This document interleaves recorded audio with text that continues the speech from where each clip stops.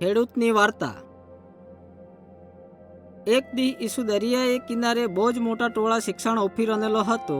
ત્યાં એક કલાક હારું ઉલે બધે લોકો આમેલે હતે કા ઈસુआ પાણીના કિનારા પર એક હોડી પર ચડવા પડના યા માટે કા ત્યાં વાત કરું તા પૂરતી જગા મળી શકે તો હોડીમાં બહી ગયો ને લોકો હા શિક્ષણ ઓફું લાગનું।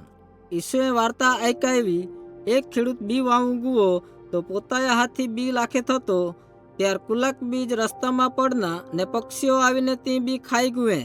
दूसरा बी दगड़ावाड़ी जमीन ઉપર પડના જ્યાં થોડી જ જમીન હતી। દગડાવાળી જમીનમાં બી વહેલા ઊંઘી નીકળના પણ ત્યાં મૂળ જમીનમાં ઊંડે સુધી જાય શકના નાય।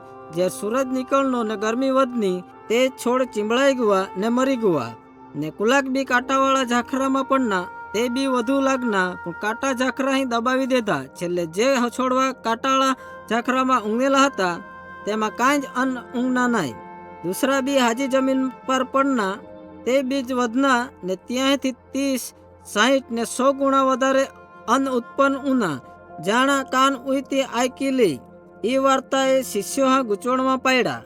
તે હારું પરમેશ્વરે સમજાવ્યા બી પરમેશ્વરના વચન આય રસ્તો તો અહો માણું આયકા જે પરમેશ્વરના વચન આય કેતાય પણ સમજે નાય ને શેતાનેથી વચન ધાણેથી આગે કરી લાખેતાય। દગડાવાળી જમીનથી અહી વ્યક્તિ આય જે પરમેશ્વરના વચન આય કે ને ખુશીથી ગ્રહણ કરે પણ ઝેર તો વિપત્તિ સતાવણીનો સામનો કરે ત્યાર તો પાછળ પડી જાય।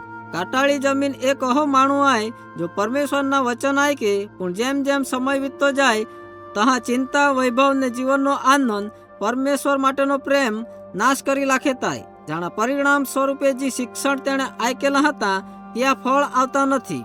પણ હાજી જમીનથી અહી વ્યક્તિ આય જો પરમેશ્વરના વચન આય કેતાય ને તાણે પર વિશ્વાસ કરે ને તે ફળ ઉત્પન્ન કરે તાય।